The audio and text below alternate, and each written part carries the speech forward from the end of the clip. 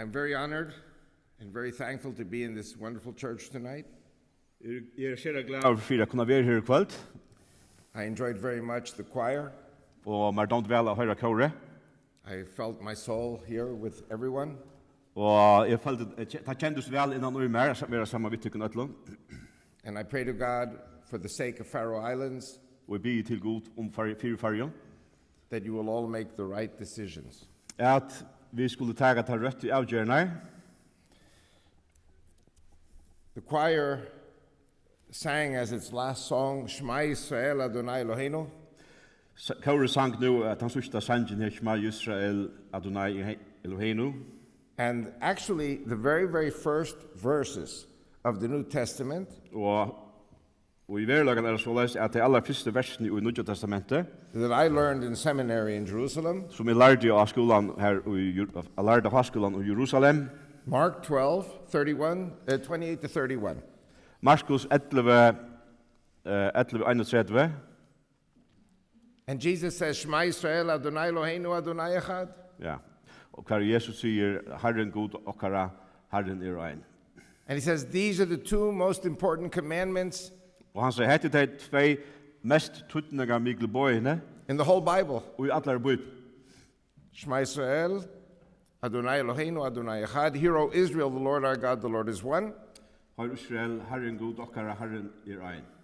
And thou shalt love the Lord thy God with all thy heart, with all thy soul, with all thy mind, and all thy strength. Og du skal elska Herren god tøyne, vi allar saltøyne, allar styrketøyne, videtøyne. This is the first commandment, Fyrsta bøy. the most important commandment for every Christian to love God. Tuttninga mesta bøy for ein kvann tryggvandi at elska god. The second commandment is like, namely this, Og ta nasta bøy hetta, thou shalt love thy fellow as thyself. at du skal elska nasta tøy som du sjálva. These are the two most important commandments in the entire Bible, Hetta tuttninga mesta bøyene I allar bøy. for every Jew and for every Christian. For kvann jøta og for ein kvann tryggvand.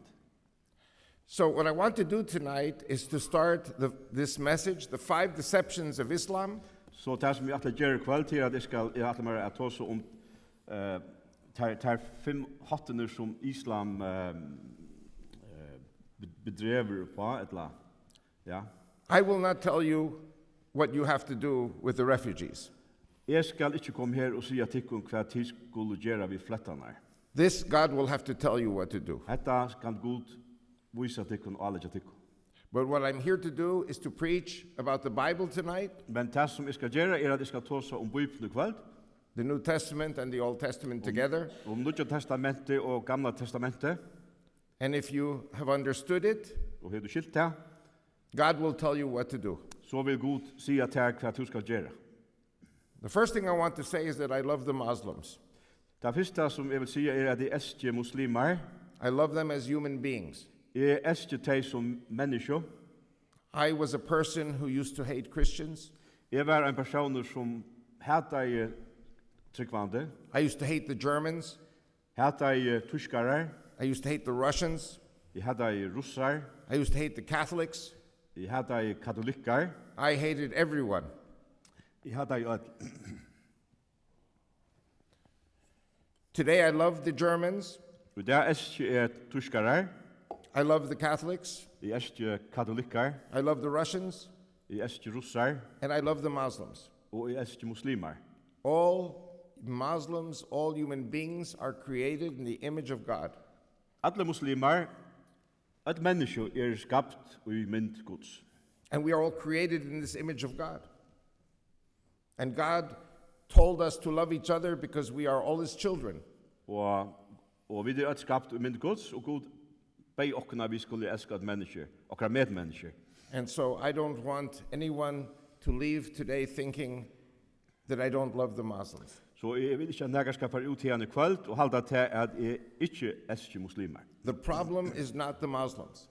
Trobeløgjen ikke muslimer, The problem is Islam.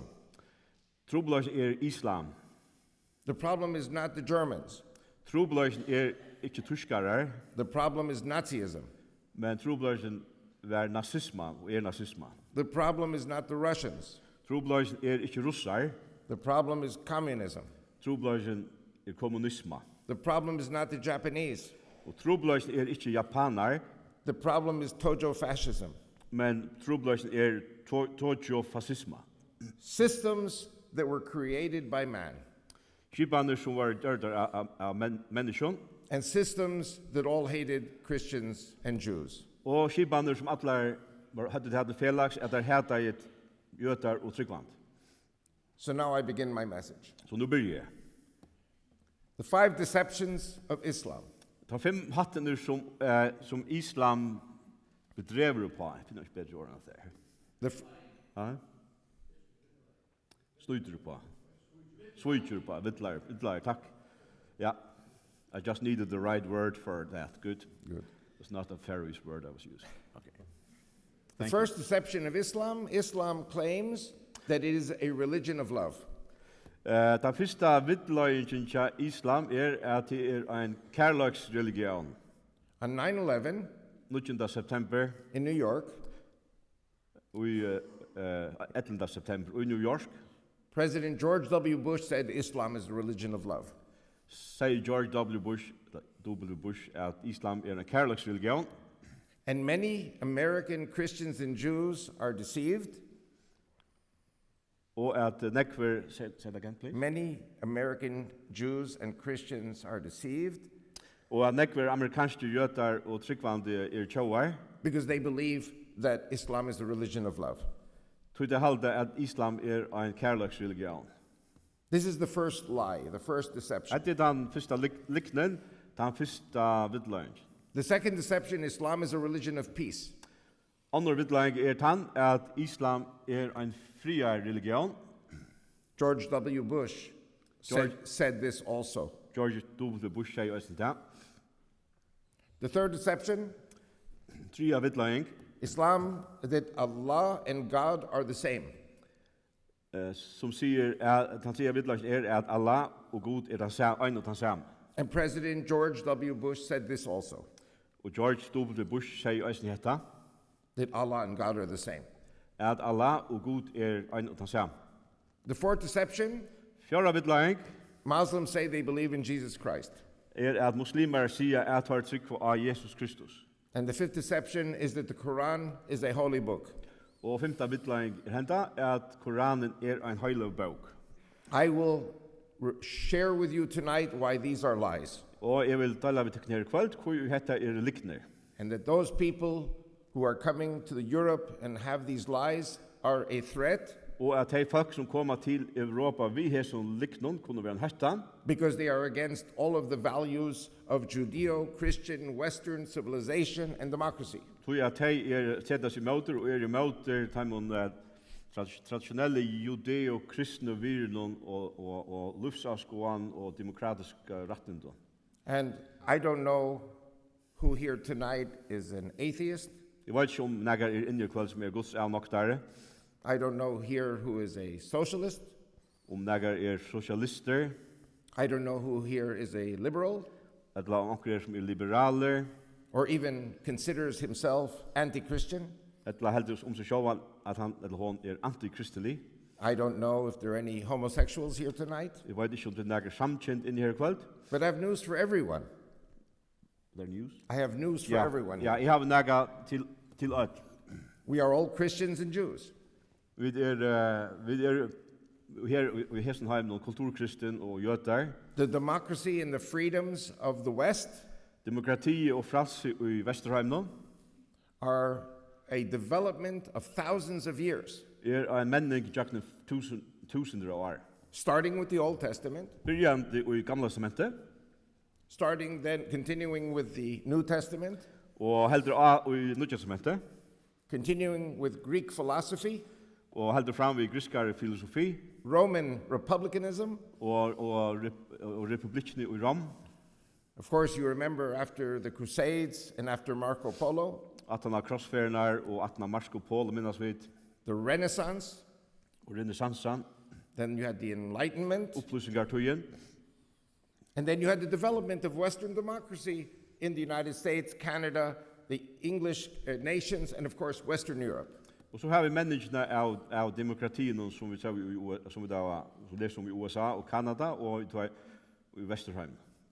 Even India, which is not Christian, Og eisne India som ikke kristne, is the biggest democracy in the world. Størsta demokrati i heimen. Japan is Shinto, not Christian, Og Japan shintoisme heller ikke kristne, and it is a democracy. men et demokrati. And what we should all be thinking about is the threat to our democracy. Say again, please. What we should be Ja. thinking about is the Vi threat skulle to our hugsa om democracy. hettannar som imot demokratin. So let us begin. Så lad oss börja. Let's say a flying saucer, a UFO, comes from Mars and lands here in front of the church. Lad oss hugsa okkum at ein flykvandi tallerker, ein UFO, kommer fra Mars og lander utanfor her. And a little green Martian comes out, Og her kommer ein liten grønne marsmaur ut, and he comes to the pastor. kommer her, He says, "Here's our book from Mars. og han sier, her boken fra Mars. This is our holy book from Mars. Hette den heilige boken fra Mars. Please read it. Gjør så vel å lese henne, Tell us what you think." og sier okkur hva det halda. And pastor reads the book once and twice and 3 times. Står og leser henne ena fer og tver fer og trudja fer. And the pastor does not find in that holy book of Mars, love the Lord thy God and love thy fellow as thyself. Og han finner ikke hese boken fra Mars nægge om at eska god og at eska nasta tøy. It's an interesting book. Det avverst. Talks about the history of Mars. Hur søvan til Mars her, It talks about the politics and the geology and politikk the history. og geologi og søve. But it does not say, love the Lord thy God, love thy fellow as thyself. Is it a holy book? Men hon sier ikke om at du skal eska herran god tøyn, og at du skal eska nasta tøyn som en heilig bok. It is not a holy book because it does not have the 2 most important commandments. Og til ikke en heilig bok, tøy at hon innehelder ikke de 2 mest tøydninga mykle bøyen. To love our Creator that is in heaven and to love all of each other as our brothers and sisters. At vi skal eska god okkar skaparen som i himmelen, og at vi skal eska okkar medmennesker som brøver og systrar. Well, that book from Mars is the Quran. Han boken som sipa tid fra Mars Koranen. I'll give you $1 million or $1 million euros or $1 million sterling if you can show me Shema Yisrael Adonai Eloheinu Adonai Echad. Jeg skal gjøre deg 1 million kroner hvis du kunne vise meg nærmest og her hva det stender at Herren god okkar Herren rein. And if you can show me that it says love the Lord thy God. Eller at det stender at eska Herren god tøyn. Now it does say love thy fellow as thyself. Det stender at du skal eska nasta tøy som du sjálvan. But the Islamic interpretation is Muslims can only love Muslims. Men torrar utlegging henta at muslimar kunne annars elska muslimar. Isn't it wonderful how the Muslims love the Muslims? Det ikke godt at muslimar elska muslimar. They're coming to Europe because they love each other. De kommer til Europa til de elska kvann annan. Islam has killed 270 million people. Islam har dryp 270 millioner folk. So that's the first deception of Islam. Så hette fyrsta vidløringen til Islam. It is not a religion of love because it does not teach it. Det ikke en kærlags religion til hun lærer det ikke. But the Muslims will say, yes, but Muslims are loving people. Men muslimer vil si, ja, men hette elskande folk. And the answer is yes, Muslims are loving people. Og Sverige, ja, muslimer et elskande folk. They are loving people because they are human beings created in the image of God. Og til det de mennesker som skapt i mynd Guds. And our God, our Creator, is a loving God. Og okkara god, okkara skapar ein elskande god. If we are in the image of this God, then we will all be loving. Og vi i mynd Guds, så vil jeg elska. Let me ask you, La meg spyrja. are German people loving people? Tyskar et elskande folk? The answer is yes. Sverige, ja. But are Nazis loving people? Men nazistar et elskande folk? The answer is no. Sverige, nei. Russians, are they loving people? Russar et elskande folk? The answer is yes. Sverige, ja. But are communists loving people? Men kommunistar et elskande folk? The answer is no. Sverige, nei. Japanese are loving people. Japanar et elskande folk? But are Tojo fascists loving people? Men tojo fascistander et elskande folk? And so the same applies to the Muslims. Og sama galdande fyrir muslimar. I love the Muslims, I elsker muslimar, but I don't love their system. men I elsker ikke torra skipan. And at the end of the message, you'll understand completely why I don't love their system. Og ta liver, så vil du skilja til fullnak hvor I ikke elsker hesa skipan. So this was fast. This was the first deception. Så hette løgjen, og hette den første vidløgjen. The second deception Andre vidløgjen, Islam is a religion of peace. at islam en friar religion, And the Muslims say that the word Islam comes from salam. og muslimer sier at ordet islam kommer from the word Salam. salam. Salam is shalom. Shalom, yes. Means peace. Fra ordet friar. Now, in English, Enskon, there is a word called peace. ord som heter peace, friar. And there's a word that comes from the word peace is called pacification. Og til anna ord enskon som brukt, og som pacifikasjon, And this comes from the word peace. som kommer fra ordet om friar. But it means the opposite. Men det merker det motsatte. During the Vietnam War, Under Vietnamkrigen, when the U.S. announced that this Viet Cong village was pacified, da i USA sier at hentan vietnamesiska bygden var pacificera, it meant that that Viet Cong village was burned with napalm. så merkte det at hentan vietnamesiska bygden var brent nye vid napalm. Pacification means the conquest of the enemy. Pacifikasjon merker at du vinner av fudgendan. Because as long as that enemy is there, there is no peace. Så langt som fudgendan her ver ikke frier. And this is what Islam says. Og til det som islam sier. And the greatest lie is the truth. Og den største liknen sannløg. Islam does come from the word salam, from peace. Islam kommer fra ordene salam, som frier. But it means subjugation and conquest. Men det merker at det vil legge under seg og at vinne av. So I want to ask you a rhetorical question. Så jeg skal bare spørre deg en retorisk spurning. Does our God, the God of the Jews and the Christians, the God of Abraham, Isaac, and Jacob, does this God love the sword, or does this God hate the sword? Og spurningen hesen godren tja jøtun og kristnon, eller tryggvande, god Abrahams og Isak og Jakobs, han en god som elskar svøret, eller en som hatar svøret? How many people think that God loves the sword? Raise your hand. Hvordan jeg halde at god elskar svøret? Hva handen opp? I see no hands. Angar hender opp. How many people think that God hates the sword? Hvordan jeg halde at god hatar svøret? This is a smart group of people. Det smart, eller her skila gå fra. Because what's the purpose of the sword? Så hva enda mal vi svøret To kill. At drepa. To kill whom? To kill human beings. At drepa menneske. To kill the children of God created in the image of God. At drepa bøtten Gud som var skapt og i mynd Guds. And God hates the sword. Og Gud hatar svøret. In Genesis 9, Og i 1. Mosebok kapitel 9, God says to Noah, sier Gud ved Noah, anyone who sheds the blood of another human being, his blood will be shed because you've killed someone in the image of God. at han som uthedler blå, honom skal blå over kraft, tog han dryp ein i mynd Guds. When the Israelites, what does it say in the Quran? Hva stendur i Koranen? Chapter 2, verse 216 of the Quran. Stendur så leis. It says, slaughtering people with the sword is obligatory upon you. At drepa folk vid svøren a krav, is obligatory for... Obligatory upon all of you. Oh ja. Every Muslim must Det slaughter krav people fra with the alle sword. muslimer at de skulle drepa vid svøren. And even though you might think it's a bad thing Og høyast du heldre at det ikke godt, to kill people with the sword, at drepa folk vid svøren, but Allah knows it's a good thing to kill people with the sword. men Allah vet at det godt at drepa folk vid svøren. Is that our God? I det okkara god, I think that sounds like the opposite. jeg halde at det gjør som det motsatta.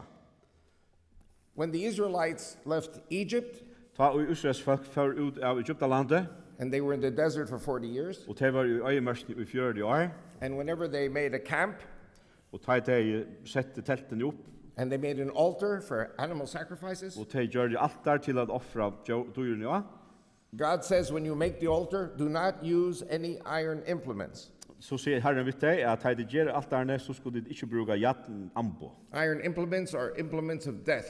Så at jatten ambo ambo som var brukt at drepa. If you use iron implements in the altar is now defiled. Hvis du bruker jatten ambo, så altar vannhalka. Iron implements are the sword, the knife, the dagger, the hammer, the hatchet. Så jatten var brukt til svør og spjød og dolkar. Do you remember King David? Minnes tid David Kong? Don't we all love King David? Eskar vi ikke Kong, David Kong? Jews and Christians love King David. Jødar og kristen elskar David kong. But King David did not build the temple in Jerusalem because he was a man of the sword. Men David kongur slapp ikkje a bytja templi i Jerusalem, tog han var en maver vi svøre. He said twice in 1 Chronicles, he says, I could not build the temple because I had blood on my hands. Han sier tverfernar i 4 Krønikebok at jeg slepp ikkje a bytja templi, tog jeg har blå av hånden. Solomon built the temple. Så Salomon bygde templi. Solomon didn't make war. Salomon var ikkje en kruksmaver. What did Jesus say? Hva sier Jesus? He who lives by the sword dies by the sword. Jesus sier, han som liv av svøren skal dødja av svøren. Which is what God said in Genesis 9. Som God sier i 1. Mosebok kapitel 5. So can we as Jews and Christians say that our God is the God of the sword? Så kunne vi som jøtar og tryggvann si at God en God vi svøre. The Muslims call their religion, Islam, the religion of the sword. Muslimer kallar torra religion, Islam, religionen vi svøre. In Arabic, din as-sayaf. Og arabisk gjør det så. Din as-sayaf means religion of the sword. Verster religionen vi svøre.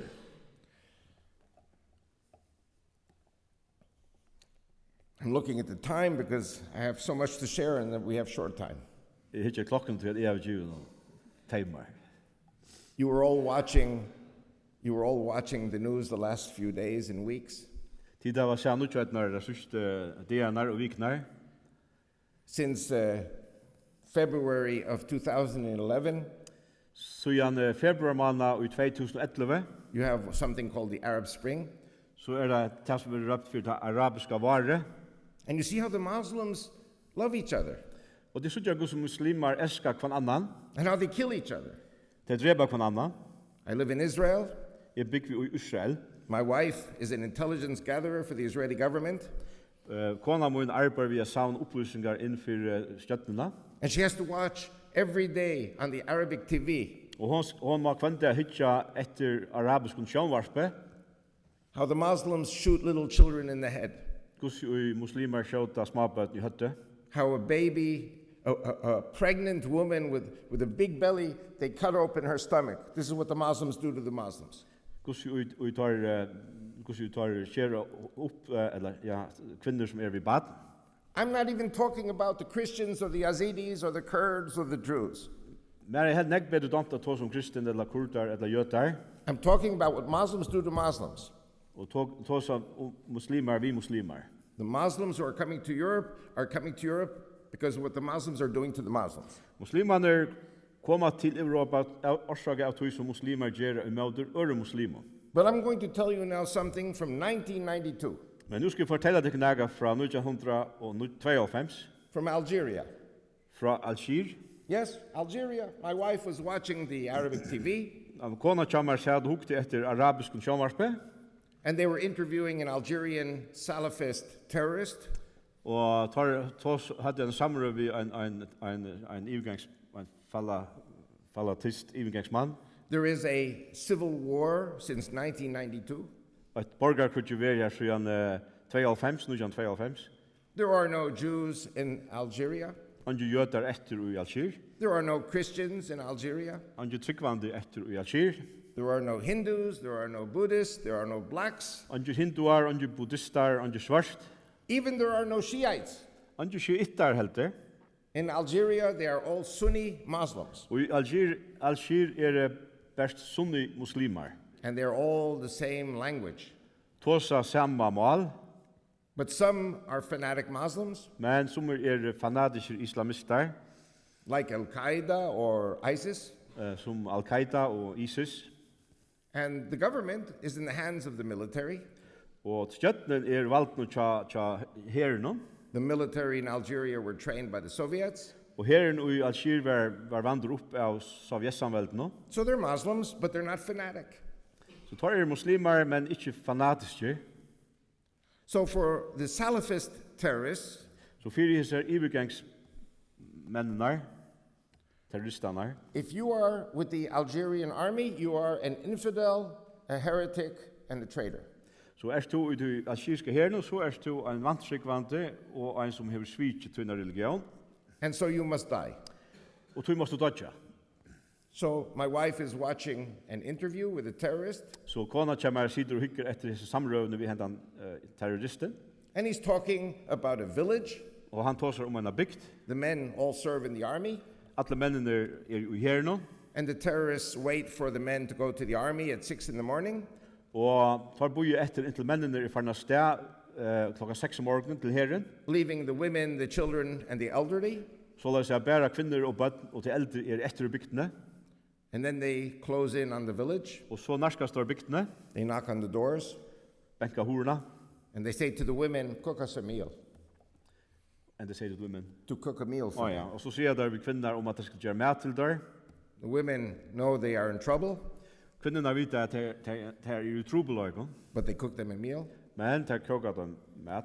After the terrorists have their meal, Og terroristene har finnes der eta, they take pills, så tager der akkurat tabletter, hallucinogenic pills. noe som avvirker sinne, They become crazy.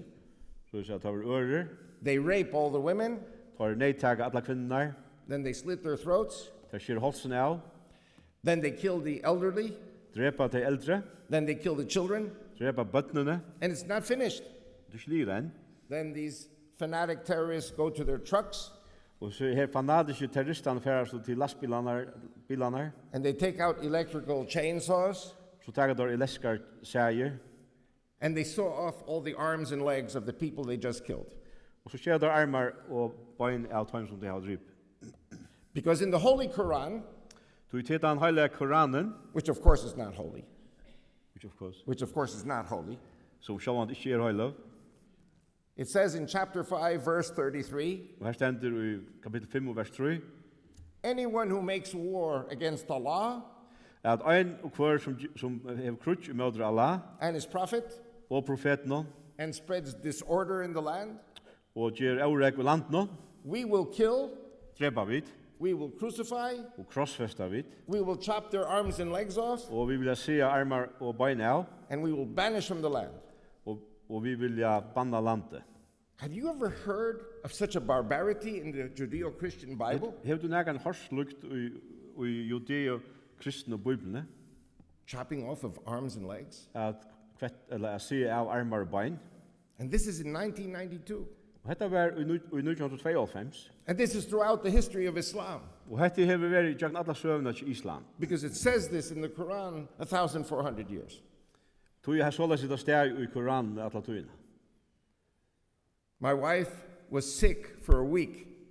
Kona mun, hon hei da ikkje godt, en heila vik i aftana. She had to take tranquilizers. Og måtte taga, han måtte sissande i heilva. How can you imagine a woman who bore children hearing about little children having their arms and legs chopped off? Hva heldur du en kvinne som sjálv har 8 bøtt, og skal høyre på at begge armar og bein er skåren av tja kvinnen og bøttene. Praise God, my wife and I are 66 years old. Vi prøyser god til at jeg og kona min som er 36 år gammel, This week my wife is retiring from the radio. hesar vikne så fer kona min ur starve, og vi har i radioen.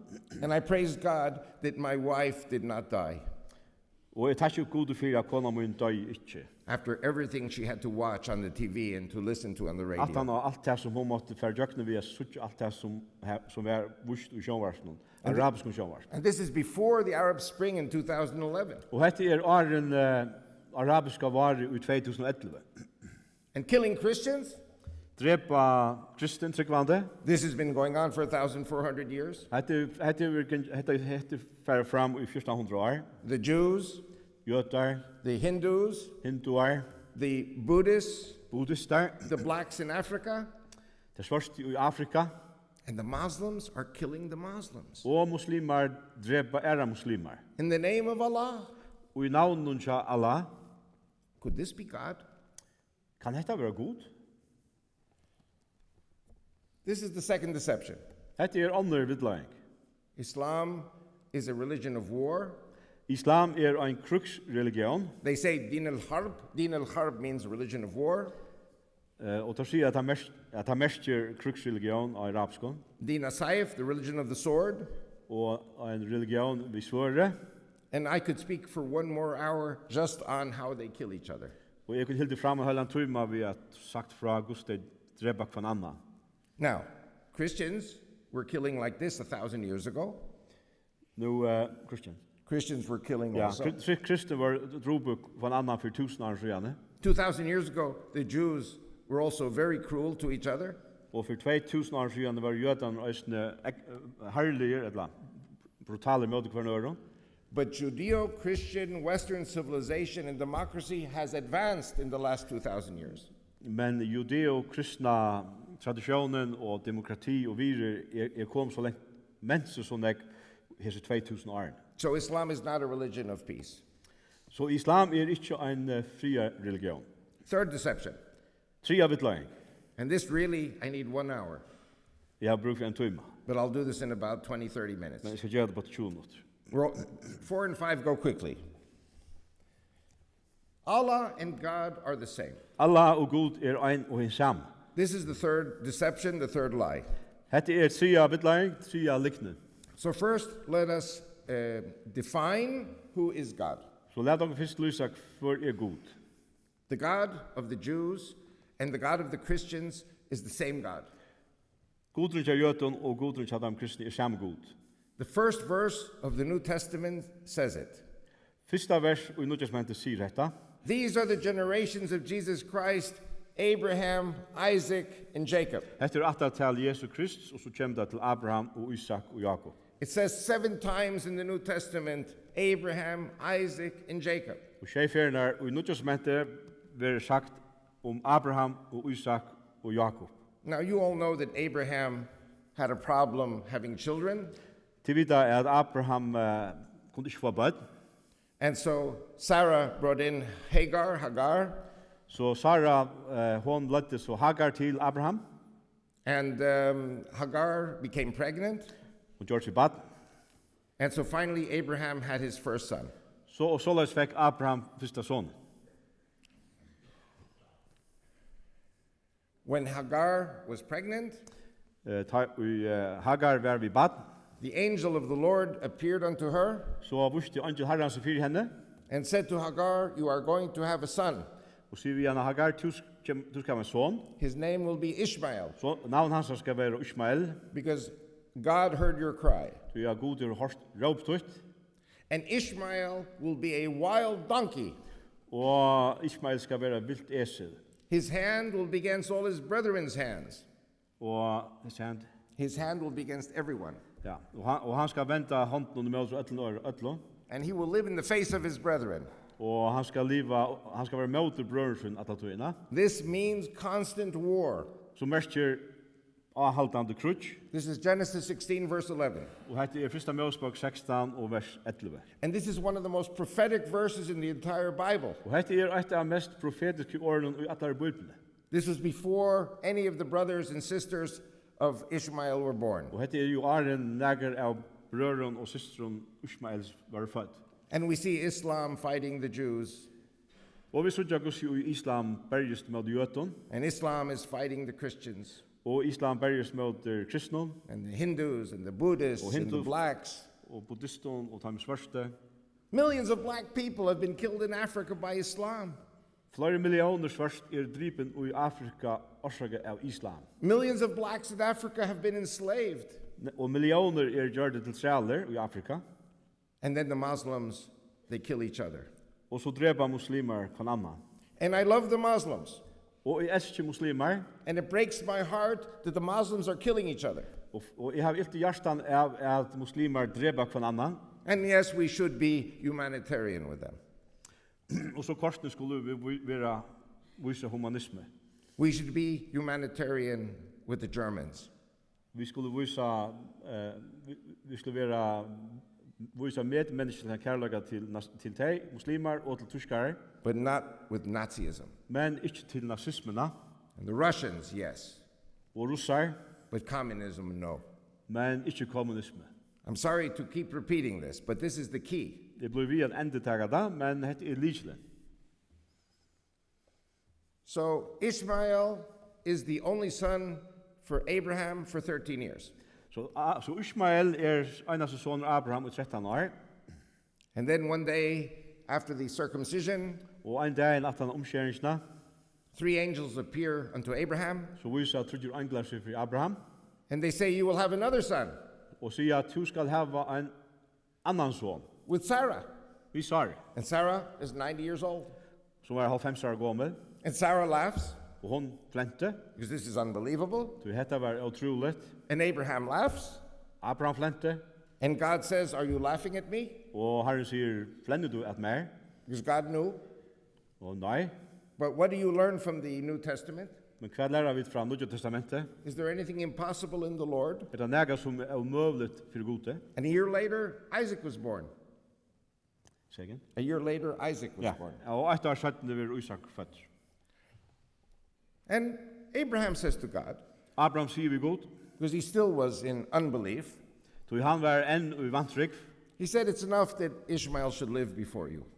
at det er nok at Ishmael lever for Asjan hans herre. Because Ishmael was a wild donkey, but he was a good son. Han var en vilt esel, men han var en god soner, He was his only son. einaste soner. But God says, "No, you're going to have another son, Isaac, and it is through Isaac your seed will be known." Men Herren sier nei, du skal få en annan son, og han skal være Isak, og til han at Satut skal være først vujar. Then when Isaac is 3 years old, Isak er 3 år gammal, and he stopped suckling from his mother's breast, og får brøst fra mamma sønne, and Abraham has a big party, og Abraham har en varsle, and you will forgive me, but I'm going to teach something from the Hebrew. og fyrir meg at jeg får at undervisa av sindur hebraisk. It says in the King James English, Det sier i King James enskål, "And Sarah saw Ishmael behaving in a haughty manner with her son Isaac." og det stender i omsetningen at hon sa at Sara oppførte seg på en sindur iverletan hatt imot Ishmael. But that's not what it says in the Hebrew. Men så stender det ikke i det hebraiska. In the Hebrew, it says that Ishmael raped and sodomized Isaac. I det hebraiska stender det at Ishmael neitog Isak. And so Sarah saw this, Og Sara sata. and Sarah said to Abraham, "Out of the tribe, Og hon sier vi Abraham, hva er han borste fra okken? that boy and his mother, Begge han og mamma hans herre. they will not inherit you." Han skal ikke arva til. Now Abraham was very rich. Abraham var en ryke maver. He had camels, he had donkeys, Kamelar og esel, gold and silver, gull og silver, plenty of food. nekka mat. And he sent them away with one piece of bread and a pitcher of water in the desert. Og sendte til av stav i øyne breie og øyne krukke av vattnet ut i øyemarsna. This was a definite death sentence. Og det var en deia domer av hoa. How could Abraham send away his first son? Hvordan kunne Abraham senda så en fyrst fødda såleis av stav? It was only because Ishmael did something very bad. Tog Ishmael var vanalig. And God said to Abraham, Og Gud sier vi Abraham, Abraham said, "What's going to happen to my son?" Abraham sier hva for henda vi sine munner. Abraham did not want to send him away. Abraham yngste ikke senda han av stav. And God says, "I will take care of him. Og Gud sier, jeg skal taga meg av hon. I will have a covenant with you that I will take care of your son Ishmael." Jeg skal gjøre en sattmala vi til at jeg skal taga meg av Ishmael. So let me ask you a question. Is God a liar? Så la meg spyrja den spurning, Gud liknare? God is not a liar. Gud ikke liknare. Does God break covenant? Bryter Gud sattmalar? God does not break covenant. Det gjør Gud ikke. But you see, Allah, the God of Islam, do you know what the Muslims call their God?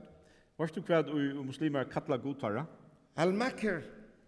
Al-Makr means Allah is the biggest of the liars and deceivers. Tar kallan at Allah den største liknaren og vidlager. Allah breaks covenant, Allah bryter sattmalar. not like the God of Abraham, Isaac, Ikke and såleis Jacob. som Gudun til Abraham, Isak og Jakob. If you are a Christian, Du er en tryggvande. who's the greatest of all the liars and deceivers?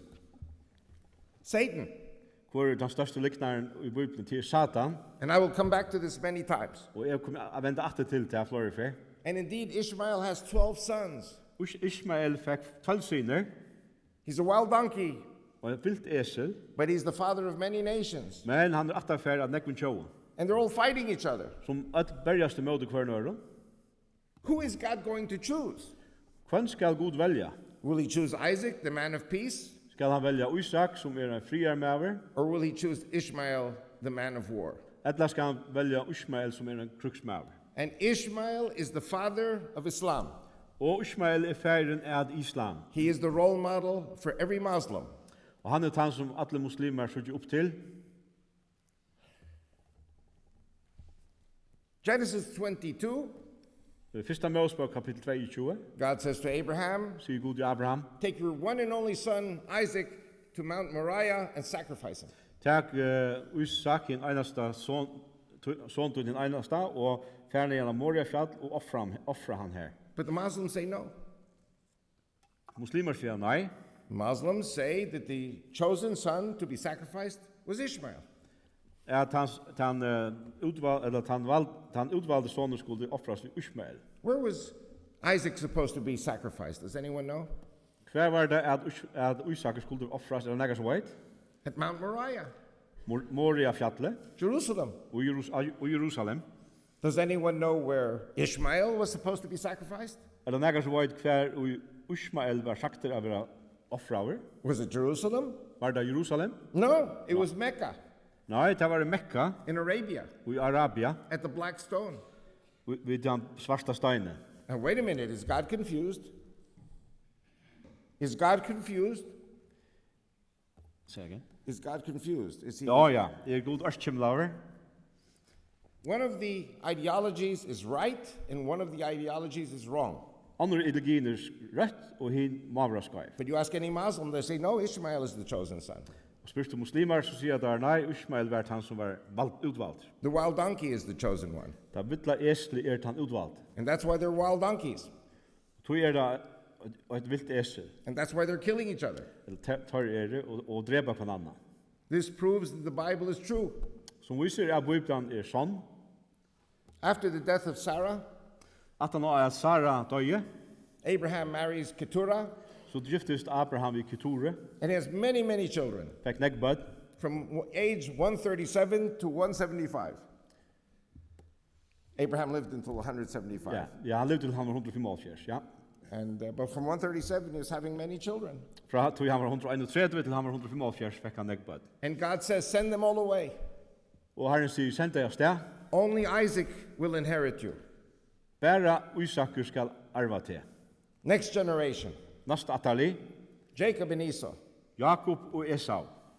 Esau was the firstborn, Esau fyrir fyrstfødde, like Ishmael, lukas som Ismael, but Jacob got the blessing. men Jakob var han som fikk sikningsna. So Esau comes to his father Isaac.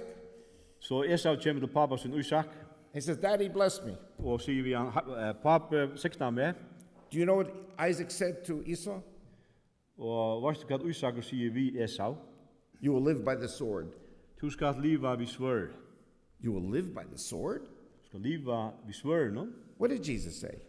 Hva sier Jesus? He who lives by the sword dies by the At sword. han som liver vi svør, no skal dødja av svør. Was Isaac blessing Esau or was he cursing Esau? Var det såleis at Isaker var, sikna han Esau, eller banna han honom? That was horrible. At det var rævligt. And so Esau then goes and he marries the daughter of his uncle Ishmael. Så Esau fra sted, og han gifte så vi døtter til en pavborg sin son til Ishmael. The uncle who violated his father. Han som misbrukte pappa ansara. Do you understand why God chooses Abraham, Isaac, and Jacob?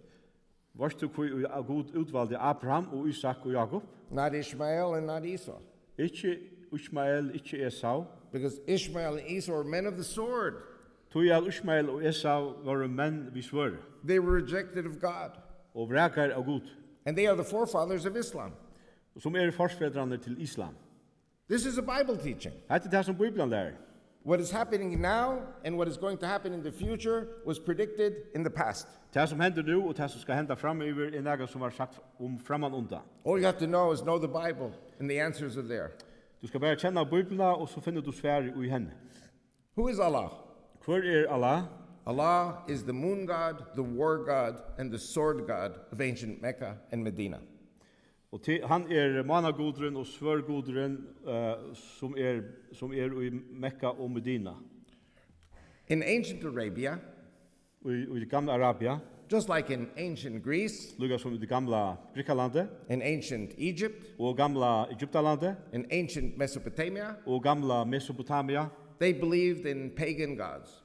Her tro dei av fastgudar, skolgudar, The Arabians had 360 pagan gods. og arabar hadde 330 avgudar. The three most important gods were the moon, the sun, and the stars. Tar tutningar mest gudan var solen, og mannen og stjørnar. The moon was the father, Mannen var papen, the sun was the mother, solen var mamman, and the three brightest stars in the sky were the daughters of the moon and the sun. og trutjar klaraste stjørnar av himmelen var så dødsnar tja mannen og solen. This was the pagan system of Arabia. Solas var han avguda dyskan i gamla Arabia. Muhammad was a pagan. Mohammed var høtninger, He traveled with the Jews and the Christians in camel caravans. og han ferreist vi jøtun og kristnon i karavanon, And he listened to the Jews and he listened to the Christians. og han lustai etter jøtunon, og han lustai etter de kristne. And I have a shock for you. Og nu har vi sjokk til tøyn. The Jews and the Christians are one people. Jøtar og kristen eitt folk. In Arabic, they call us the people of the book. Og arabisk kunne være vi drept for folket og i livet etter bøkene. The Jews and the Christians together are one people, the people of the book. Jøtar og tryggvandi eitt folk, folket og i livet etter bøkene.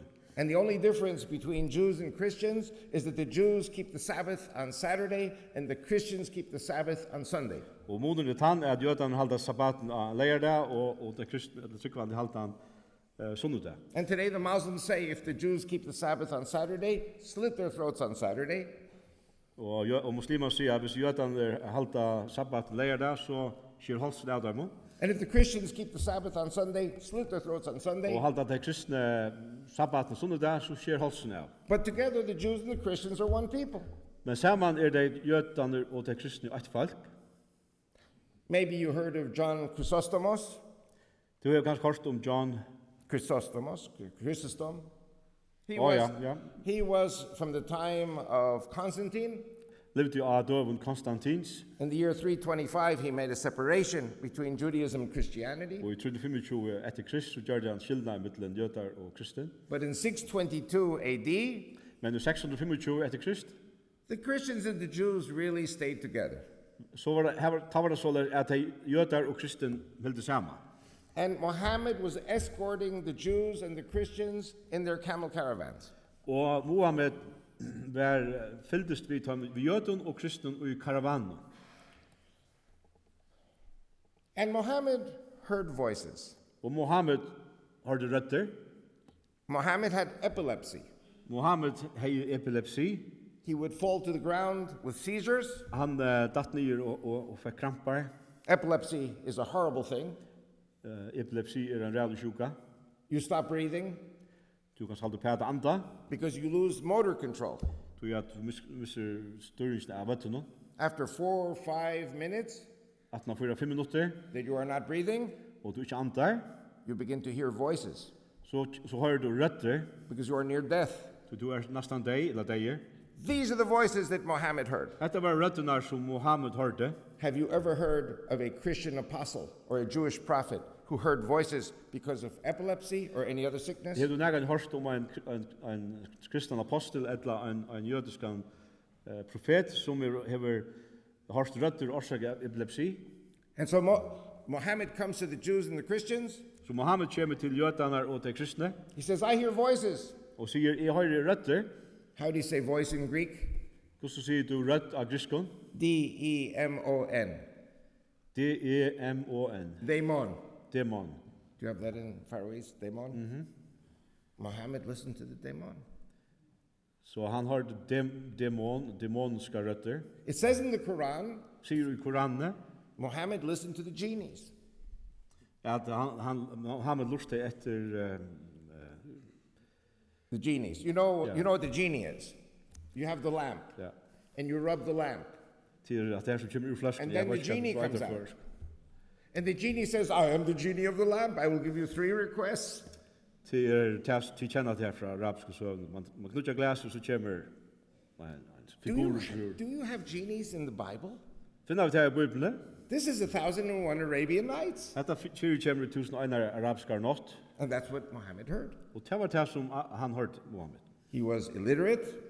Han dodde inte läsa. He never performed one miracle. Han gjorde inte underverk. And he was a wild donkey. Och han var en vilt esel. And he was a sexual pervert. Och han var perverser. And he comes to the Jews and the Christians says, I'm greater than Moses. Och han säger vid de kristna och judarna större än Moses. And I'm greater than Jesus Christ. Och större än Jesus Kristus. So the Jews and the Christians who are one people said to Muhammad, you're crazy. Og jødar og kristna som var ett folk satte vi han to sväker. And so Muhammad said, oh, they rejected me. Så Mohammed säger också till hava vraka med. I will kill all of them. Og jag ska drepa all. This is the prophet of Islam. Detta profeten till Islam. Chapter 5, verse 60 of the Quran. Kapitel 5 och vers 16 i Koranen. Allah cursed those who betrayed him, the Jews and the Christians, At alla bannar teg som vraka han, jødar og kristen. because we did not recognize Muhammad as the latest and the greatest of the prophets. Tog vi godtog ikke Mohammed som den største av profetene. And so Allah converted us into monkeys and pigs. Og tog var det således at alla gjør det okkur til grusar og aper. Did you know that all of us in this church are monkeys and pigs? Og så greier iver at her inne i kveld, vi tar her egen over alle aper og grusar. Ask any Muslim. Ask any Muslim. Spyr ein og kvann muslim om dette.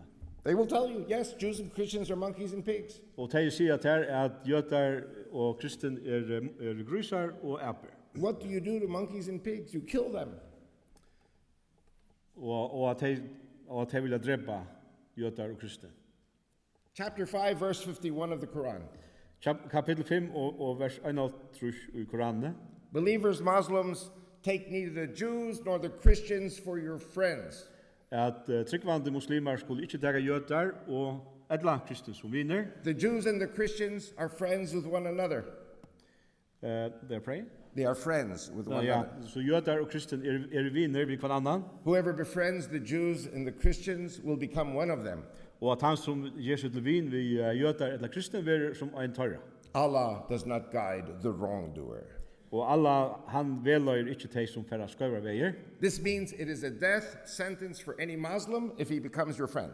Og det merker at det er en deia straff for ein og kvann muslim hvis han kommer sammen med jøden og kristen. And when Muslims say that they are your friend, Og ta i muslimar sier at de vinner tøyner, they have to be killed by their Muslim brothers, så skulle øya til å bli dripen av tarra muslimske brødre. unless they are lying to you. Utan så at de lykker for det her. What did I say before? Allah is the greatest of all the liars and deceivers. Vi kan si i åren at Allah er den største av liknaren og vittlajaren, And lying in Islam is a virtue. og at det at likva i islam er en dikt, It is called taqiyya. og det har vært røpt såleis. Taqiyya means you are commanded to lie to the Jew and the Christian and the Hindu and the Buddhist and the blacks, and then the Shiites and the Sunnis, they lie to each other. Og som sier at du skal likva for jøden og kristen og buddhisten og alt det som man nevnte, og at shiitar og attena innanfor muslimska heimen skulle eisen likva for fornøyre. They did not hear of the Ten Commandments. Ongan de hørst om de tutsi bøyene, Allah is a liar, and they are liars. alla er liknare og de er liknare. Anyone who tells the truth is a fool and an idiot. Han som sier sannløygan er en buttlinger og en idioter. I come from the Middle East. Jeg kommer ur Miestre, My wife comes from the Middle East. kona kommer ur Miestre, Lying is the way in the Middle East. og til at likva er såleis som man bør seg alt ur Miestre. I wanted to go back to something else. Jeg vil gjerne for at til noe annet. I told you that the three greatest gods of Arabia were the moon, the sun, and the stars. Jeg sier Johanne at de største godene i Arabia var mannen, solen og stjøttene. What does our God say? Hva sier okkara god? Deuteronomy 17. Og her stender det 5. Mosebok. Deuteronomy 17 says, anyone in the gates of Israel Stender at ein og hver som er i Israel, who bows down and prostrates to the moon, the sun, and the som stars, bodger seg nyer og tilbyr mannen, solen og stjøttene, Take them to the gates of the city and stone them. De skal du tage ut til porster i byen Kill them. og steina deg, drep deg. That's in the gates of Israel. Det i Israel. I'm going to ask you a very tough question. Jeg skal spørre deg en torf for en spurning. Are Christian countries part of the gates of Israel? Det kristne Christian part? Are Christian countries Okay. part of the gates of Israel? Det kristne landene parster av porsteren i Israel. Do you believe in the book of Deuteronomy 17? Trust du av 5. Mosebok kapitel 16? Are you grafted into the Jews? Romans 9 to 11.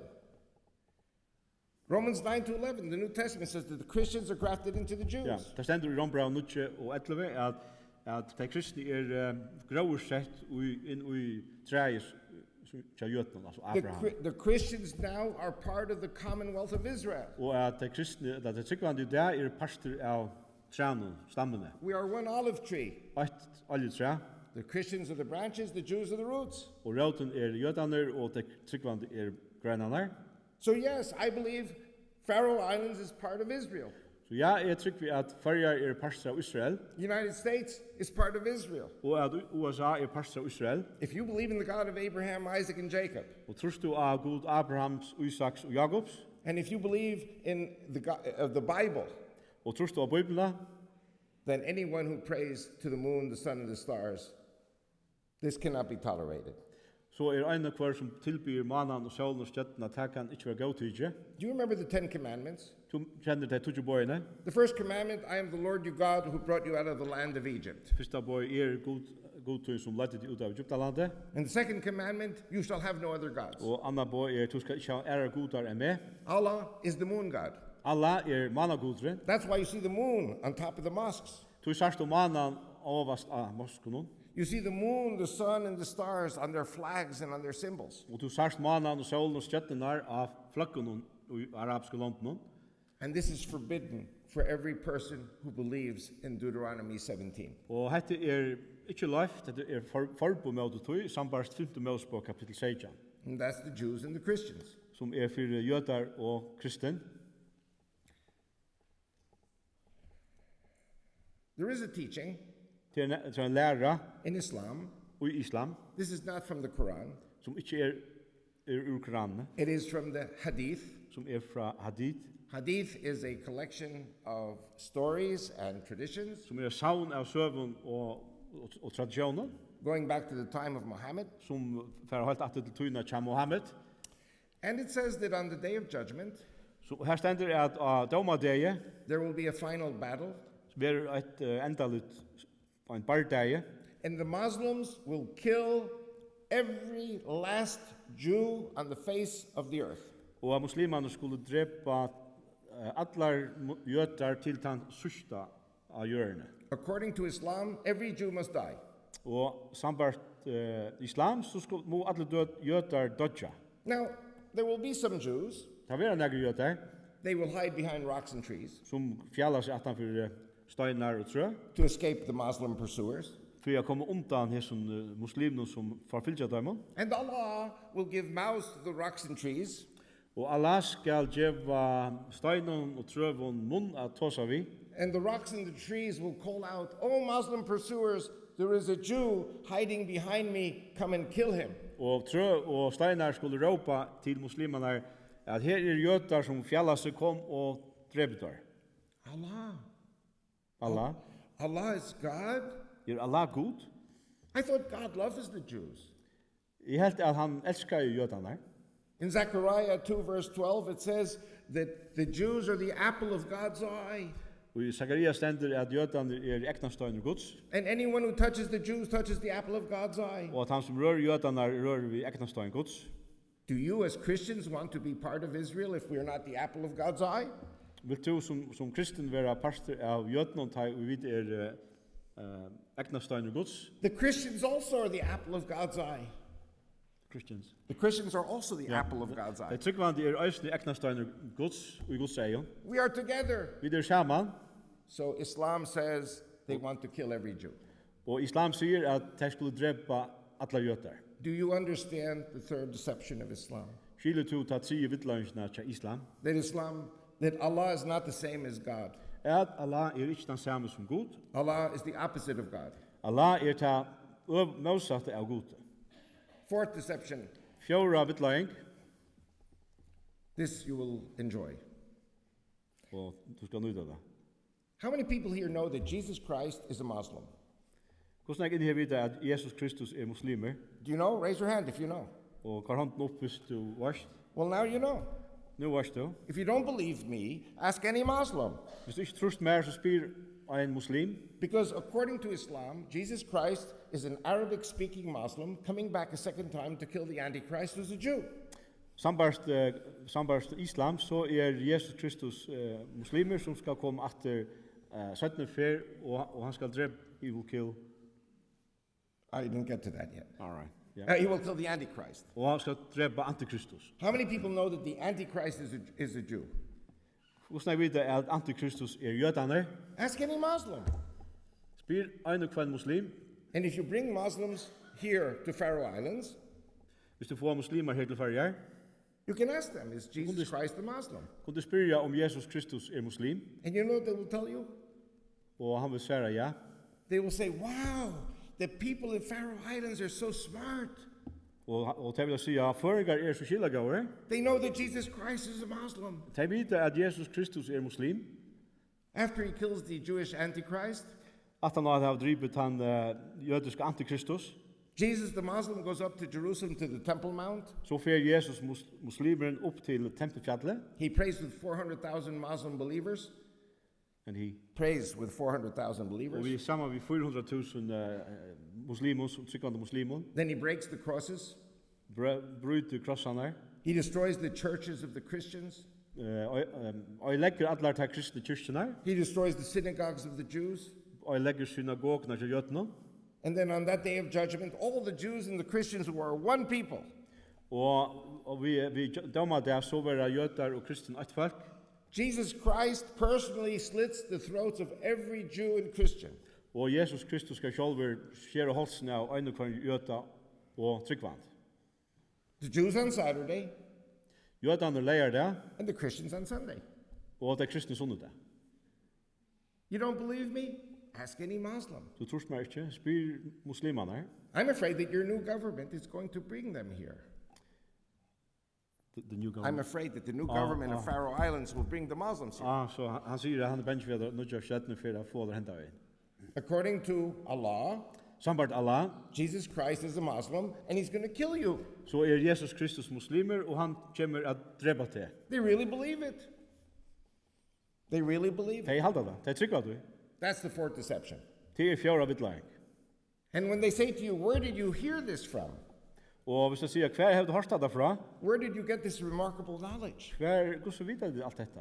Say Avi Lipkin was here, Si så at jeg var her. but he's back in Jerusalem. Jeg tar fra natt til Jerusalem, Or he's in the United States. eller USA, Or he's in Canada. eller Kanada, Or he's in Russia. eller Russland. Because I go everywhere. Så jeg fer rundt, And I tell this in every church. og jeg sier det samme i ødlund kyrkjen. I've been in over 1,000 churches. Jeg har vært rundt i over 1000 kyrkjen og samkommen. So the fourth deception is that the Muslims believe in Jesus Christ. Så fjara vittlæring at muslimer tryggva av Jesus Kristus. So if he's a Muslim, then that's the Jesus they believe in. Så han muslimer, så det han Jesus som han tror av. But is that the Jesus of Nazareth that we all know and love? Men hetta han Jesus av ur Nazaret som vi alt elskar? Is Jesus going to kill all of us? Fer Jesus drepa okkun öll? Is the God of Abraham, Isaac, and Jacob going to kill all of us? Fer Gud Abrahams, Isaks og Jakobs drepa okkun? The Islamic system is the antithesis to the Judeo-Christian system. Så ta islamiska skipan ta stikk motsatt av tu judeo-kristne uppfattan. The fifth and final deception, Den femta vittlæringen the Quran is the divine word of Allah to Muhammad. at Koranen ta heilaga ordet fra Allah til Muhammed. And the Quran replaces and destroys the Judeo-Christian Bible. Og at Koranen legger ta judeo-kristne biblina. Does anyone here know who wrote the Quran? Vet nagar hvor skriva i Koranen? I know who wrote the Quran. Jeg vet hvor skriva i Koranen. You know, Muhammad died illiterate. Muhammed døye som analfabet. Han du ikke skrive det les. The Muslims were conquering the world. Muslimene lette heimen under seg. They had a God greater than our God. De hadde en god som var større enn okkara god, That's what they claim. som de halta. You know, when the Muslims pray Ta i muslimer bia, and they say, Allahu Akbar, how many people have heard this? hvordan jeg var forstått det? Allahu Akbar. And the media, the mainline media says God is great. Og ta vi hører det omsett, så sier det god er større. But Akbar does not mean great. Men det mest ikke større, Akbar means greater. det mest er større. The God of Islam is greater than the God of the Jews and the Christians. At Allah er en større god enn god rundt kjatt, jøten og kristne. In Arabic, the word for great is kabir. Og arabisk er året for større. Kabir. Kibir. Kabir means great. Great. Mest er større, Akbar means greater. og akbar mest er større. So the God of Islam is greater than the God of the Jews and the Christians. Så at Allah er en god som er større enn god rundt kjatt, jøten og kristne. Now, if you're Christian, Du kristen, tryggvande? who said he was greater than God? Who says? Who said he was greater Hvor sier than at God han var større enn god? before he fell from heaven? Arna han fatt ned av himmelen, Satan. Satan. You see, they have a God that they say is greater than our God. De sier at de har en god som er større enn okkara god. They have a God who wants to kill every human being on the face of the earth. Og de har en god som vil utrota eller drepa alt tryggvande og jøtar av hjørne. Because we are all in the image of God. Vi er skapt i mynd Guds. But Satan and Allah cannot be greater than God unless everyone in the image of God is dead. Men Satan og Allah er ikke større enn god for enn de har dripet av hjørne som er For Allah, mynd Guds. for Allah to have the victory, everyone must be dead. For at Allah skal sikra, så må alle være dripen. And they have a God who's the greatest of all the liars. Og Allah er den største av alle liknare. That's what they say. Det er det de sier. Because in Islam, you are commanded to lie to the infidel. Så i islam er du finner bo om at likva for høytningen. They don't respect the 10 commandments. De vir ikke de tutsi bøyene. Not to kill, not to steal, Ikke drepa, ikke stjala, not to lie, ikke likva, not to covet the neighbor's wife. ikke at troa etter kone nasta tøyns. If you covet your neighbor's wife and the husband is a Jew or a Christian, it's okay. Hvis du tror etter kone nasta tøyns og til en jød eller kristen, så er det lei. They're commanded to kill the husband and take the wife and take the children and take the house and take the gold. De har bo om at drepa mannen og tega kone og bøtten og hus. And they have another God, which is not the God of Abraham, Isaac, and Jacob. Og de har en annan god som ikke er god rundt Abraham og Isak og Jakob. You bring the Muslims here, that's what you're bringing here. Tid få muslimer henda veien. Sorry, it's the last. I'm saying if you bring the Muslims here, their values Yeah. or their lack of values will be here. Ja, vi tar koma muslimer henda veien, så vil det torra virer, eller mangel på det samme, at koma henda veien. Okay, now who wrote the Quran? Hvor skriver Koran? The Quran was written by a rabbi and a priest. Koran var skrivet av en rabbinare og en preste. The name of the rabbi was Obadiah ben Shalom. Og navnet av rabbinaren var, hva skal man sier, Obadiah ben Shalom. And the name of the priest was Sergius Bukhaira. og presten er så. You ask any Muslim, they know those names. Spyr akkurat, eller en kvann muslim, og ta videre da. I have a friend who is an Armenian Christian. Jeg har en vin som er armensk tryggvande. There's a church called the Armenian Church. Det er en kyrkja som er den armenska kyrkja, There's a former Soviet republic called Armenia. og det er en fyrværende sovjetrepublikk som er Armenia. The Armenian Church has a day of every year, one day a year, commemorating the assassination of the Armenian priest who wrote the Quran. Og enda fra året så er det minningar der for presten som er armensker som skriver Koran. You read the Quran and you see elements from the New Testament.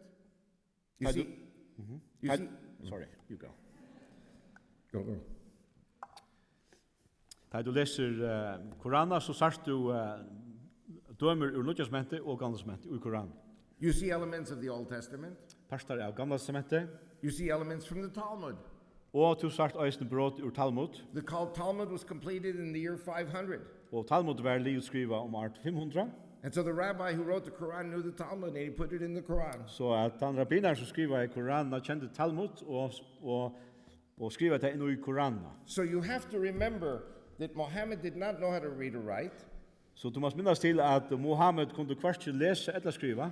The Bedouin soldiers of Muhammad did not know how to read or Og write. beduin soldater hermennene tja Mohammed kunne heller ikke lese eller skriva. They were conquering the world. Tar lette heimen under seg. Spain and Portugal and France. Spania og Portugal og Frankrike. France and then North Africa, Middle East, Og Nord-Afrika og Midøster. all the way to the gates of Vienna. Helt i møter Wien. They had a God greater than our God. Tar han en god som større enn okkara god. They had a religion greater than our religion. Tar han en religion som større enn okkara religion. But they didn't have a book. Men tar han onga bok. They needed a book. Tar hadde tar en bok. They needed a book like the Quran that would be greater than the Bible of the Jews and the Christians. Og Koranen som skulle være større enn Bibelen tja jøten og kristne. How do you get a book greater than the Judeo-Christian Bible Hvordan først en bok som større enn den judeo-kristne Bibelen? if you don't know how to read or write? Tar du ikke dora lese eller skriva? You kidnap a rabbi and a priest, To først fader en rabbinare og en preste, and you promise them their freedom og til lova dem at de skal være setter frelse. after they complete the work. Tar dere littner, vi arbeider. But what do we know about the Muslims? Men hva vet vi om muslimer? They lie. Tar likva. So they killed the rabbi and the priest. Så tar drop rabbinaren og presten. I've spoken to dozens of rabbis and priests, and they know this story. Jeg har tåsa vi nekvar rabbiner og prestar som kjenner hessa søvna. I have a book from a Jesuit priest from India. Jeg har en bok av en jesuitisk prest i India. He wrote the book in 1912, Han skriver boken i 1912, and he confirmed everything that I'm og saying. han har råttet alt det som jeg sier. So, in conclusion, Så her er enda. they have a book which was sabotaged by the rabbi and the priest. Tar han en bok som var sabotage. It was destroyed. The rabbi Oh, and the yeah. priest wrote Oh. crazy things. Og hon var øylagt av rabbiner og prester. By the way, I'll give you an example. If a man, this is in the book of Deuteronomy, if a man wants to divorce his wife, Og vi finner med oss på å lese at om en maver ønsker at skiljas fra kone sønne, then after he divorces her, he wants her back. og han er skildet fra henne, og han ikke er atter, It says in our Holy Bible det stender opp i Bibelen, that you may remarry your wife, at du kan giftast atter vi henne, except unless Utan- she marries another man first. utan så at hon gifter seg en øron mann først. If your divorced wife marries another man, you may never have her again. Never. Hvis jo en fraskild kvinna gifter seg en øron mann, så kan du ikke giftast vi henne atter. And this is holy for every Jew and every Christian. Og dette er galtande heilagt for en kvann jøda og kristna. What does it say in the Quran? Hva stender i Koranene? If you divorce your wife Hvis du skilst fra kone tøyne, and you want her back, og du ikke er atter, you must first make her marry another man, and he has to consummate the marriage. så må hon først giftast vi en øron manne og oppfylla tjonaband. And then he has to divorce her. Og så må han skiljas fra henne. And then you marry her. Og så kan du giftast vi henne. Exactly the opposite of what God has said. Just det øvut av tøy som Bibelen lærer. There are chapters in the Quran which begin with ALM. Det er kapitlar i Koranen som byrjar vi bøkstaven ALM. ALM. ALM. And you ask the Muslims, what is this? Og du spyrst muslimerna, hva er dette? They say, we don't know. It's mystical. Og tar sier, vi vet at det ikke er langt. So the rabbis who taught me Så rabbinerne satte mer, said that in the Talmud, ALM means I don't believe this. og i Talmud her er ALM stitting for trygg vi hessen ikke. The rabbi started the chapters, I don't believe this. Så rabbinerne som skriver i byrjar vi hessen årenom, It was like an SOS code. trygg vi det ikke, lukka som en SOS-kåta. ALM also means these verses mean nothing. Og hetta merker eisini at hese versene har onga tutning. The rabbi sabotaged the Quran. Så rabbinaren han øye leie Koranna, The problem is Jews and Christians do not read the Quran. men troblagen er tann at jødar og kristen leser ikke Koranna. We need to read the Quran. Vi må lesa Koranna, We need to read Mein Kampf. og vi må lesa Mein Kampf, We need to know what the enemy is saying. og vi må kjenda futjendanar av tjatrunne, And these are the things that they believe. og hette er det som de trykva. And if they're coming to Europe, Og kommer det til Europa, they are not coming to be Europeans. kommer det ikke til å være europeere, They're not coming to be Christians. til å være kristen. They're here to make you Muslims. De ønsker at de skulle gjøres muslimer. I know I'm already past my time. I want another 5 minutes. 5 minutter til at, ja, that's fine. How many people here heard of the messianic magazine Israel Today? Hvordan jeg har hørt om messianske tøyer i Israel Today? Israel Today. Praise God. I am a founder of Israel Today magazine. Og takk for det, jeg en av grundaren av Israel Today. I am the Islam editor of Han som han som har arbeidene av to som skriver om islam. I appear under the pseudonym of Victor Mordecai. Og jeg har dolnavnet Victor Mordecai til å skrive. And I love the Schneider family very much. Jeg ser å gå i Schneider-familiene. The father, Ludwig Schneider, Og papen Ludwig Schneider. and his son Aviel, Og sonen Aviel. and Doron and Michael. Ron og Mikael. I know all of them. Jeg kjenner det. I hope to create the magazine in January 99. Til begynner i 1995. And the magazine has my articles every month. Det has. The magazine has the articles that I write. Ja. Hver måned greinar som jeg har skrivet ui plan. Ludwig Schneider told me some things, Ludwig Schneider sier meg, I think maybe 10 years ago, kanskje 15 years ago. 20-15 år siden. He told me that from his information, Ja, fra tog som han visste, Adolf Hitler said sier Adolf Hitler, that when the Nazis win World War II, at ta i nazistene for å vinne 17. hønspardia, that the religion of Nazi Germany would be Islam. at ta for religionen i Nazi-Tyskland at være islam. Because Islam is the religion that Adolf Hitler likes the most. Tog at islam var den religionen som Adolf Hitler domte best. Because it's a religion of the sword. Tog at det en religion vi svør. I had the occasion to go to Moscow Jeg har haft øvrige affærer til Moskva in 1994. i 1994, And I was on Radio Moscow og jeg var av Radio Moskva in Russian. av russiskon. I studied Russian 5 years. Jeg har lyst russisk 5 år. I had to work 4 hours to write down the questions and answers properly. Jeg måtte arbeide 4 timer for å kunne skrive spurningene og sværene nye. But I did the 1 hour interview in Russian. Men jeg var av utvarsen i en time av russiskon. And my message to the Russian people Og min bådskap til russiske folk var was the Cold War is over. at kalda krutsi liot. America is not your enemy. USA ikke futsjende. Europe is not your enemy. Europa ikke futsjende. And the Jews in Israel are not your enemy. Og jødene i Israel ikke futsjende. This is what I said to the Russian people. Dette sier vi russiske folk. I said the enemy of the Russians for 1,000 years is Islam. The enemy of Russia for 1,000 years is Og Islam. man sier at islam har vært futsjende til Russland i 1000 år. And my interviewer was a communist. Og han som har samrådene vi med være kommunister. And he said, we still believe in the solidarity of the nations. Og han sier at vi trykker framvis på solidariteten med tjåene. So we have to be in solidarity with the Muslims. Så vi må være solidarisk med muslimer. And I said, this is nonsense. Og sier at dette noe tvatt. You've been fighting the Chechens Tida barst mot Tsjetsjon for hundreds of years, i 100 år. the Tatars, Og Tatarene and the Circassians. og Kaukasus.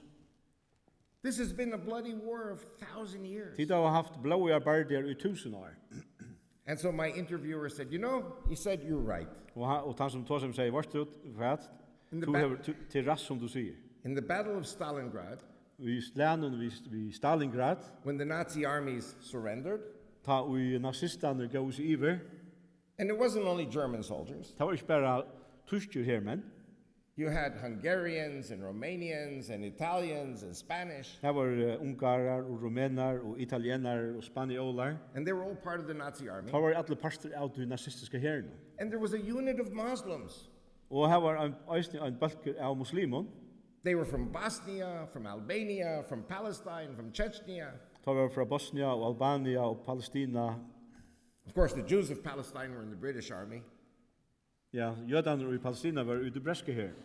The Muslims were in the Nazi army. Men muslimene var ute nazistiske herren. And all of the Nazi soldiers surrendered, Og ta vi nazistene gaus iver, except for the Muslims. utan muslimene. These Muslim SS Gestapo, Ta var utenfor SS, Gestapo, they took their rifles and bayonets, og tog riflenar og bajonettenar, and they had their knife in their teeth, Og då har det knuvarna med tennar. and they charged against the machine Og gunners. har gjør de all upp mot maskinbussen. So, of course, the Red Army finished them off, Så sjåan det rei herren bardar nere. but every Russian knows who these Muslims are. Men alle russar vita hver hese muslimer And they were Sunni Muslims. Og då var det sunni muslimar. And these are the ones that are coming today to Germany. Og det tar som i dag koma inn i Tyskland. And the Germans welcome them. Og som vi bjóðar velkomnir av Tyskland. Because the Germans are not having children. Tog at tyskar få ikke nå nek, but The reproduction rate in Germany is 1.3. reproduksjonstallet 1,3. The German nation is disappearing. Så at den tyska tjauen kvarver. They need the Muslims for their economy. Og tog moder ha muslimar for økonomien. Budskap. I have a dear Christian friend in Switzerland, Jeg har en kæran kristnan vin i Schweiz, good Baptist. gaur baptister. And one day he said to me, you know, we Europeans had 50 million abortions. Han sier, vi europeer har haft 50 millioner aborter, And as a gift, God gave us 50 million Muslims. og nu har Gud givet okkur 50 millioner muslimar. I don't have time tonight to continue. Jeg har ikke mer tog i kveld til å halda fram. Maybe ask Maigun or Yaakov or Daniel, and maybe I come back again. Så tar vi Maigon og Jakob og Daniel, om jeg kan komme etter. But I need a few more hours to explain about economics. Men jeg har nægget tøymer til å ta om budskap. The bottom line is that the world wants the Muslim refugees Og budskapen at heimeren vil hava muslimskar flestar. because the more people you have, Jo flere folk du hever, the greater the economy. jo bedre gonger til budskap. Europe is depopulating, I Europa vil avfolka, so they need new blood. så det har man nytt blå til. And so the German hope is that these Muslims coming into Germany, 800,000 of them, Så tyskar vana at hese muslimer som kommer nu, 800.000, will help to continue the economic miracle that is Germany. vil halda således dette tyska budskapelige under kan halda fram. My wife, Rachel, Kona min Rachel, she listens to their broadcasts in Arabic, hon lustar etter radioen og arabiskon, and ISIS says that the reason that they are sending everyone to Europe og ISIS sier at årsaken til at det er sendt til Europa, is that they will invade Europe peacefully. at de vil gjøre innras i Europa av en frielig hatt. It cannot be done by the sword, Det kan ikke gjøres i svørene, only peacefully. bare vi frie. And America and Canada and Europe will become Muslim within 30 years. Og USA og Kanada og Europa vil være muslimsk innenfor 30 år. One last thing I wanted to say, Og så til aller sørst, and it's not really a church message. og dette en bådskap til I've been very honored and very blessed the last 4 days here in Fyrilestur, Jeg har vært sér sikna av det sørste årene, and I was very shocked og jeg var sjokkeret over, when I asked in a number of times, da jeg var spurt i flere fer, how many jails, how many prisons do you have in Fyrilestur? inn. How many jails do you here. have here in Faroe Og Islands? hvordan jeg fangsel hadde det fyrir, And the people of Faroe Islands were laughing. og folk i fyrir flente. They said, we have no jails. Vi har ikke fangsel, We have a detention room. vi kunne hava fengene sittande i Mjørskadale. Because the people of Faroe Islands are a holy people. Så folk i fyrir et høylag folk, You are good people. godt folk, You keep the law. halda lovnar, You don't need jails. har ikke bruk for fangselen. Now, I'm not going to talk about the whole world. Jeg skal ikke ta som Adan Heimen, Well, I will talk about Scandinavia. men Skandinavia. How many people know that in Norway and Sweden and Denmark, Christian women are being raped by Muslim men? Hvordan jeg vet at i Norge og Sverige og Danmark vil kristne kvinner nedtekner av muslimske mannen? I'm telling you, if you want to protect your women, Jeg sier til at hvis de vil være kvinner tikkere, you have to understand the nature of the Muslim men. så må de kjenne linti i muslimske mannen, And you will have to have a lot of money to pay for new jails, og de skulle bruke nega penger til å betale for nytt fangsel, and more money for more police. og mer politi. I've been here 4 days. I have not seen one policeman.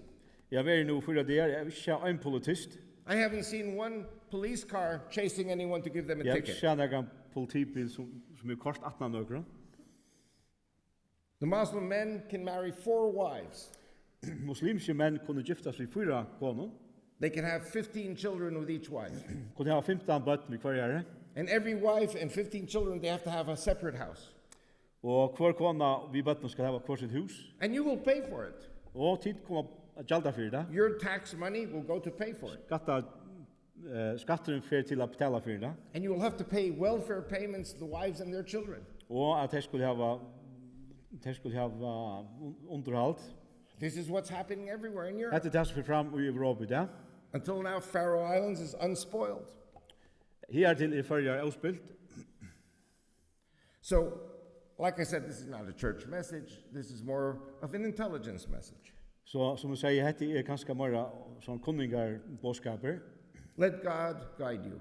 Lat Gud leia til, And if you make the right decision, your lives will continue beautifully here. og tek du det rett i avgjørnar, så vil liv tutt halda fram av vera, And if you invite the devil into your presence, og bjóa du djevelen inn til tøyn, you will suffer. så kjem det loja fyrir det. And God says it in the Bible. Choose between life and death. Og Gud sier i Bibelen, velje mittlen ljós og mittlen liv og deia, Choose between the blessing and the curse. og vel i mittlen sikningsna og banne. And I love you all, and may God bless the Faroe Islands. Thank you very much. Og i elskirken og god sikne førjar. Takk fyrir.